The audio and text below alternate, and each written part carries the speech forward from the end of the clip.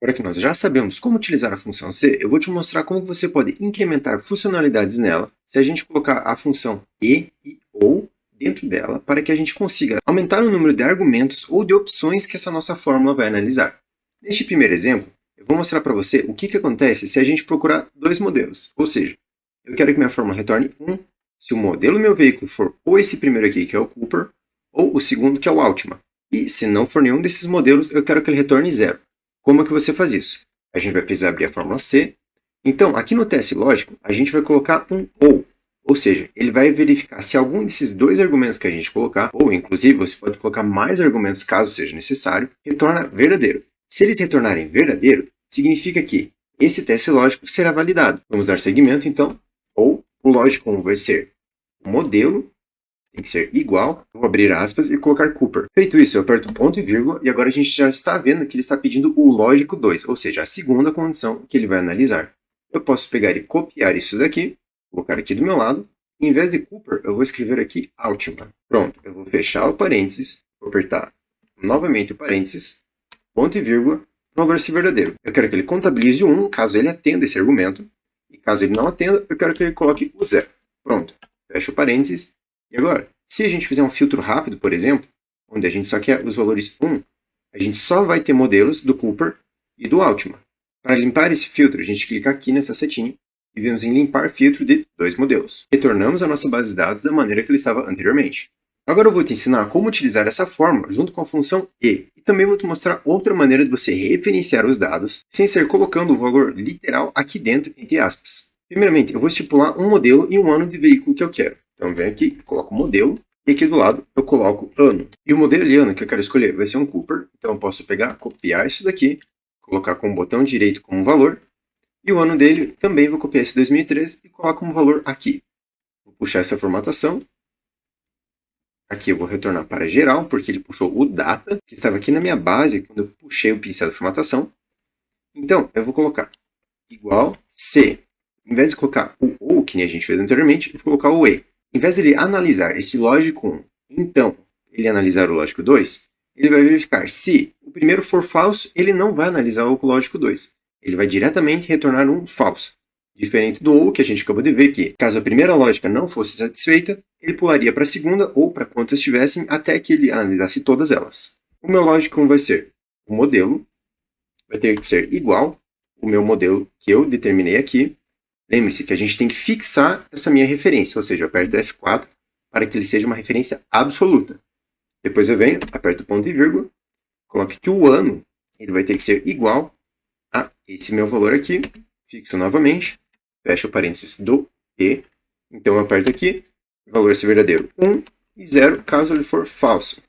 Dessa maneira, o que eu gostaria de mostrar para vocês é, quando eu tenho dois modelos, que nem esse caso aqui, onde um Cooper azul 2003 foi vendido e outro modelo da mesma cor, porém de um ano diferente foi vendido, ele não contabiliza. É recomendável que você utilize essa função quando você quer filtrar ainda mais os seus argumentos quando você for fazer uma análise. Por exemplo, se você quer as informações de um produto específico que estão te dando mais problema, ou se você quer apenas verificar a quantidade que você está vendendo. Porque no final das contas, se você clica aqui em cima e seleciona toda a coluna onde você fez a contabilização com 1 e 0, caso ele atendesse seu critério, você pode vir aqui embaixo e verificar o valor da soma. Essa soma indica quantas vezes essa análise foi feita e o resultado dela resultou em 1.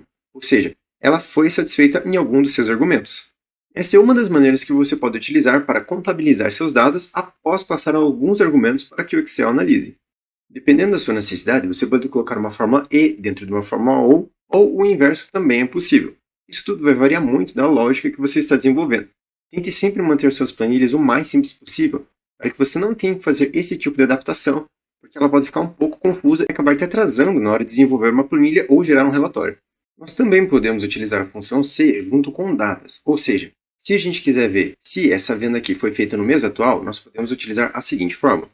Vamos puxar o C novamente, e o meu teste lógico vai ser se o mês for igual ao mês da data de hoje, eu coloquei ela aqui em cima apenas para mostrar para vocês que também é possível a gente referenciar em outra célula. Vamos fixar ela. Eu quero que ele contabilize 1, caso esse argumento seja cumprido. E caso ele não seja, eu quero que ele retorne 0. Pronto, vou fechar o parênteses aqui. E agora a gente pode filtrar essa informação novamente, apenas com 1. Ou seja, apenas as vendas que foram neste mês. No primeiro momento, você pode não estar vendo muita utilidade para isso, porém eu já te adianto. Esse tipo de forma vai te ajudar muito nas suas análises, porque no final das contas você vai começar a segregar de uma maneira automática os dados da sua base de dados.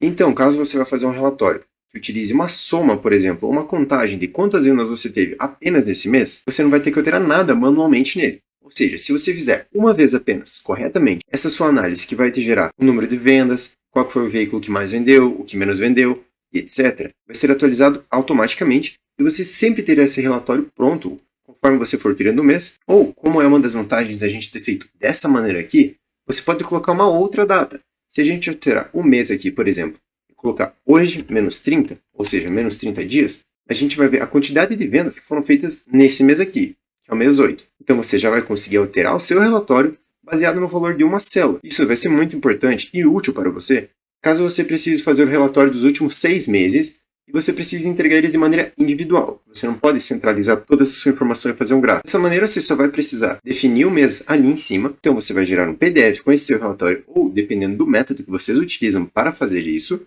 e disponibilizar eles. Para continuar exemplificando, eu vou mostrar para vocês o que acontece se a gente precisa aqui. Essa minha condição seja 1 e essa daqui também. Há duas maneiras de fazer isso. Primeiramente, eu vou alterar o modelo e o ano para um que vai ter uma coincidência aqui. Meu objetivo é o seguinte, eu quero que eu analise se esse modelo e esse ano teve alguma venda nesse mês atual. Como a gente já tem a nossa base de dados com algumas informações que podem nos ajudar, a gente pode desenvolver a seguinte lógica. Se a soma desse meu intervalo aqui, do modelo e ano e atual, fechamos o parênteses, for igual a 2, a gente retorna 1, se não, 0. Por que eu fiz isso? Veja, como o Excel vai retornar 1? Caso esse modelo e ano seja o que eu especifiquei, e aqui no atual ele também vai retornar o valor 1, onde o que eu especifiquei foi cumprido, se eu somar esses dois valores, eu tenho que ter a soma 2, certo? Então o que eu faço? Se a soma desses meus valores for 2, ou seja, ambos os meus argumentos forem cumpridos, eu quero que retorne 1, senão 0. Agora nós podemos ver e filtrar novamente, caso a gente queira, para verificar se o modelo, ano e venda atual que a gente colocou como argumentos foram cumpridos, e no caso nós temos esses dois registros aqui. Outra maneira de você fazer isso, utilizando o conceito de E que a gente acabou de aprender, é E, colocamos esse aqui é igual a 1, ponto e vírgula, esse daqui também vai ter que ser igual a 1. Fechamos os parênteses, ponto e vírgula 1, ponto e vírgula 0. A gente pode ver que nós temos o mesmo resultado, nós fizemos a mesma coisa, porém de uma maneira diferente. Tudo isso que a gente vai desenvolvendo na nossa planilha, a gente tem que ter em mente quais são as vantagens e desvantagens. Nesse caso aqui, a gente teve que criar um monte de coluna para fazer essa análise. Porém, lembrando, a gente pode colocar fórmulas dentro de fórmulas. Então, nesse modelo aqui, em vez de a gente colocar C e essa parte aqui que tem que igualar 1 e essa também, nós poderíamos simplesmente pegar esse modelo e ano aqui, vamos copiar ele, vamos selecionar aqui e ver. Aqui no modelo e ano é essa parte aqui entre esses parênteses. Então, antes desse ponto e vírgula, eu vou colocar o que eu copiei e aqui apertar o Enter. E aqui no atual, eu vou selecionar tudo novamente e vou colar essa fórmula que eu copiei aqui depois do meu ponto e vírgula, ou seja, o meu segundo argumento.